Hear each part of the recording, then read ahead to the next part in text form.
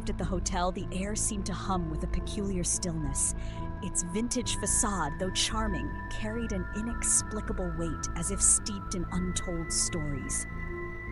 Stepping through the grand doors, I couldn't shake the feeling that this was no ordinary place. At the front desk, I was greeted with a polite smile, but the attendant's demeanor hinted at something unspoken. After a brief exchange, I was handed a worn brass key engraved with a single number, 404. The number felt significant, almost foreboding, as I held it in my hand. With a faint nod of thanks, I turned toward the elevator, my thoughts swirling with curiosity and unease. What awaited me behind room 404's door? The journey had only just begun. As I stepped into room 404, I was immediately struck by its peculiar charm. The vintage decor was captivating.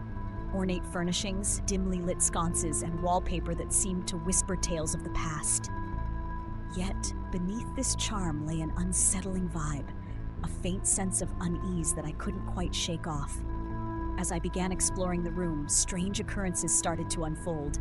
The lights flickered intermittently, casting fleeting shadows across the room. Soft, indistinct whispers seemed to echo from nowhere, sending shivers down my spine. I reached for my camera, determined to document every detail. Speaking aloud, I narrated my impressions, hoping my words would capture the essence of this enigmatic space.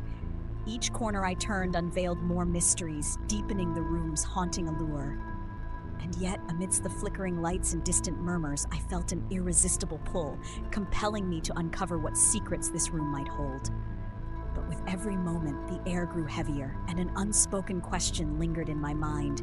What was it about room 404 that felt so otherworldly?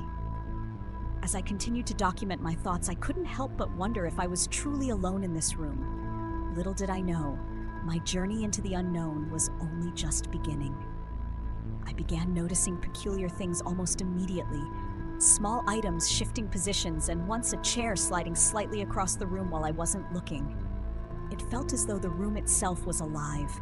Determined to prove my suspicions, I set up my camera to capture the anomalies, but each time I reviewed the footage, it was corrupted.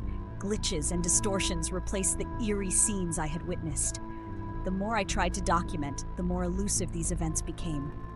A growing sense of unease crept over me, yet I couldn't bring myself to leave. Something about room 404 held me captive, as if it wanted me to stay. My instincts whispered to run, but my curiosity demanded answers. The mystery deepened with each passing moment, and I was left questioning everything: my senses, my equipment, and even my sanity. But one thing was certain: whatever was happening in this room defied explanation. When I approached the front desk to check out, I casually mentioned my stay in room 404. The receptionist's puzzled expression caught me off guard.